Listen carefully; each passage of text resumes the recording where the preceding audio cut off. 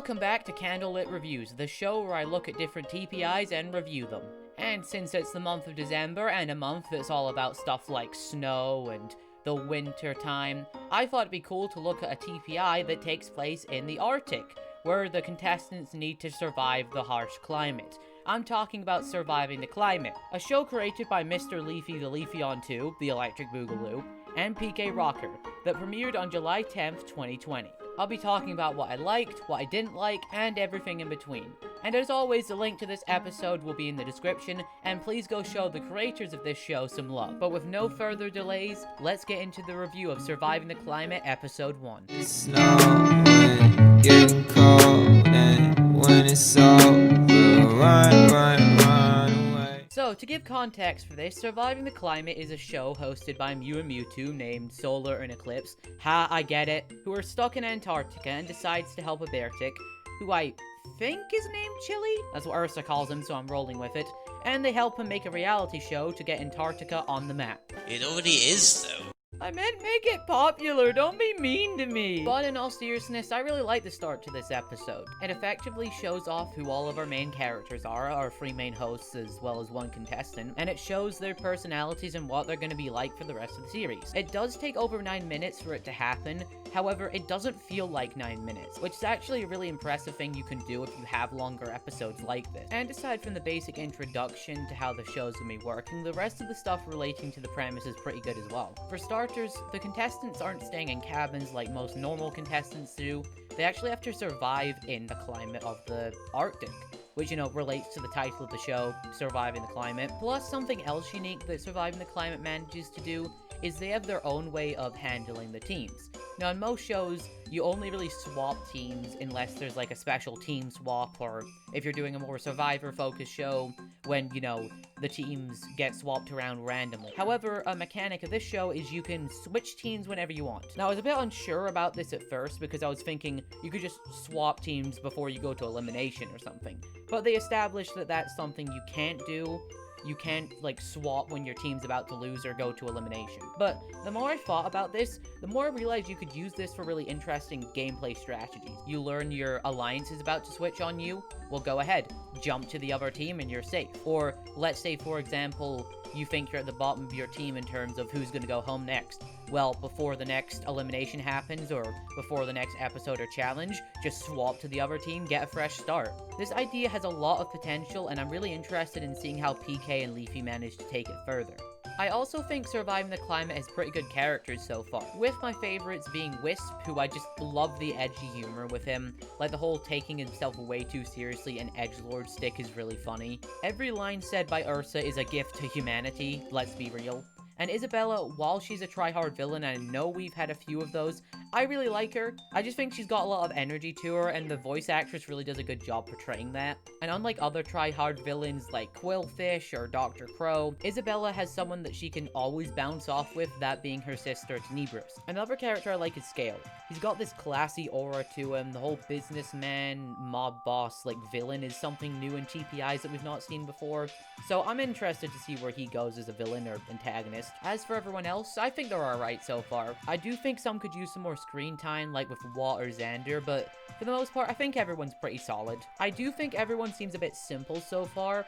Not simple in a bad way, because simple doesn't mean bad. But I'm just hoping that everyone gets some more to do and some more characterization in later episodes. But for what we got for episode 1, it's pretty good in terms of how much character everyone got. With Flora being the exception. I don't want to hate on Flora because I know that PK and Leafy have already probably heard this complaint, but I don't really like the whole invisible character trope. Mostly because it makes everyone look like jerks because they're essentially mentally abusing someone by not acknowledging their existence to their face. Now, I'm sure Leafy and PK have more plans for Flora, and I hope they do, because the whole joke isn't very funny, and if she's just going to be used for that gag, I'd rather her go very early than anyone else. But I do hope that Flora will get some more character later on in the show. Some other stuff I like about the show is, firstly, the unique character names for everyone, and also the unique sprites. It just gives everyone a bit more character and personality. For instance, it's not Glaceon, it's Isabella. It just gives Isabella more character, and having a unique sprite for her also adds to this. Also, the show has text boxes, and while having text boxes isn't overly unique, but is always a good thing in my eyes, because even if you can't understand the voices, you can still understand what's going on by reading the text and knowing what everyone's saying. The show also just looks good. I mean, the sprites look really good quality, especially since they're custom made. The only one that's slightly down in quality would be Scale Sprite, but it's not really that noticeable aside from a few scenes. Plus, when I was downloading this episode, I managed to get it in 1080p, which I never get for a TPI, so that's always a bonus. Also, the thing that probably impressed me the most when watching the show was the fact that there's an entirely unique voice cast. It's not just one or two people voicing the same characters, it's like an entire group of people voicing different characters. I think only 3 or 4 people share multiple characters, but that's it. Everyone has their own unique voices, and no one sounds the same. Like, Leafy voices both Chili and also Eclipse, and he sounds different doing both of them. So I can easily tell who's a part when watching them, even if I wasn't looking at the text boxes. Everyone also just does a really good job voicing their characters. Some people don't have the best mic quality, but they still do a really good job. I think my 2 favorites would probably have to be Isabella's voice actress and also Scale's actor, just because I think those 2 do the best job of portraying their characters and can give a lot of emotion in their performances. But I still think everyone does a good job giving their characters a distinct sound to them and portraying them. Lastly, I want to mention the comedy in the show. I think both Leafy and PK do a really good job with their humor. Like, every moment with Ursa's comedy gold. There's a bunch of other funny scenes with Isabella, Wisp, and Cole. So I think humor is definitely a strong point of the show, and I'm looking forward to seeing what else they can come up with. Though I do have one criticism of the episode, that being the whole plot point about the jackets and the hoodies. Like, apparently jackets and hoodies in this universe have, like, the power to destroy planets, because Sunset said, like, a jacket could twist the planet into a pretzel. But the entire time I'm watching it, I'm just thinking, where's this coming from? Because this just feels like such a random thing to introduce. Because it's not treated like a joke, it's treated like a plot point that we should know. And I don't know where else we could have learned about this. It wasn't mentioned before. It's just Eclipse being like, oh, my hoodie only has like half the power of yours. Now, this could be a joke, and I could just be taking this way too seriously. And if I am, I'm sorry. But I don't really get it, because if it is a joke, I don't see what is a joke about a hoodie apparently having the power to blow up planets. I understand this could be a reference to something else that PK Rocker and Leafy have worked on. However, if this is going to be treated as like a serious plot point in Surviving the Climate, it should be explained, because you can't expect someone to watch your other work in order to get the context for something in Surviving the Climate. For example, Duchess and Cole. They're a reference to PK Rocker's other show. However, we don't need to watch the other show to understand their character. We understand their character by watching them and seeing how they interact with themselves and others. We don't get that with a hoodie thing.